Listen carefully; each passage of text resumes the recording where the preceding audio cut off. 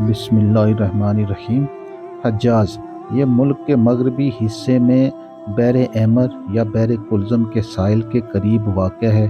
حجاز سے ملے ہوئے ساحل سمندر کو جو نشیب میں واقع ہے تہامہ یا پست زمین کہتے ہیں، اور حجاز سے مشرق کی جانب جو ملک کا حصہ ہے وہ نجد یا بلند زمین کہلاتا ہے۔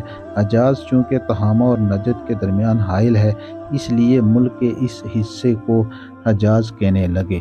حجاز کے مندرجہ ذیل مقامات تاریخ اسلام میں بہت زیادہ مشہور ہیں: مکہ مکرمہ، مدینہ منورہ، بدر، احد، خیبر، فدق، حنین، طائف، تبوک، غدیر خم وغیرہ۔ حضرت شعیب علیہ السلام کا شہر مدین تبوک کے محاذ میں بحر احمر کے ساحل پر واقع ہے۔ مقام ہجر میں جو وادی القریٰ ہے، وہاں اب تک عذاب الہی سے قوم سمود کی الٹ پلٹ کر دی جانے والی بستیوں کے آثار پائے جاتے ہیں۔